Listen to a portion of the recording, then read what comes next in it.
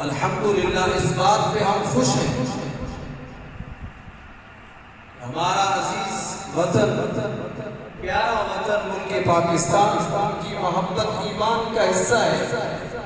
اپنے وطن کی محبت میرے محبوب مصطفیٰ نے سکھائی کہ اپنے وطن سے پیار کرو، اپنے ملک سے پیار کرو۔ یہ پیار ایمان کا حصہ بن جاتا ہے۔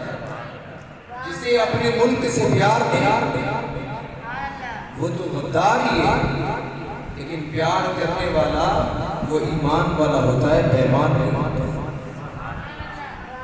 ملک پاکستان بنانے میں، کوششیں کرنے میں جن ہستیوں کا نام آتا ہے وہ بڑی ایک لسٹ ہے، فہرست ہے۔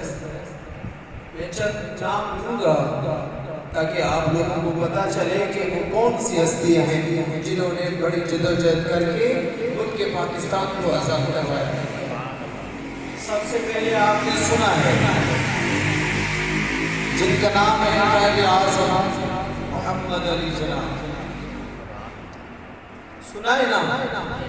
اگر سنا نہیں تو پھر وہ جو جیبوں میں نوٹ پڑے نا پیسے، یہ آپ دیکھ لیں، ان کی تصویر دیکھ لیں۔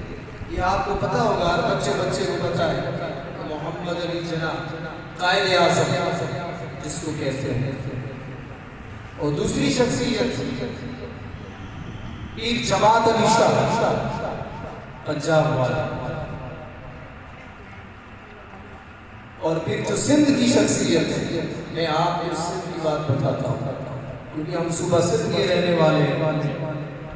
تو صوبہ سندھ کے اندر جنہوں نے رات و دن محنتیں کی پاکستان کو بنانے کے لیے، قائد اعظم کے ساتھ مل کر کام کیا تھا، اور پوری سندھ کے اندر پیغام دیا تھا، وہ کوئی ہستی اور نہیں، وہ ہمارے مرشد کریم حضرت حور الکریم رحمت اللہ تعالی علیہ میاں عبد الرحمن، جس کو حور السائیں کہتے ہیں، ان کا اس پاکستان بنانے میں اور پاکستان کا نام روشن کرنے میں بہت سا کردار نمایا۔ وہ قائد اعظم محمد علی جناح کے ساتھ مل کر شانہ بشانہ ہوتا، آپ نے علی اعلان حق کا پرچم بلند کیا تھا کہ پاکستان بنا کے دم لیں گے اور آزاد کرا کے دم لیں گے۔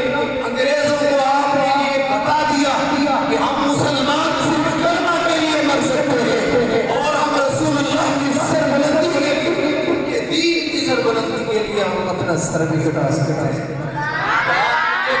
حق بلند کر کے پوری سندھ کے اندر آپ نے جدوجہد کی، اور الحمدللہ وہ دن آیا، رمضان المبارک کا مہینہ تھا، 27 رمضان المبارک کی رات تھی، شب قدر کی رات، 14 اگست اور 1947 کے اندر پاکستان آزاد ہوا۔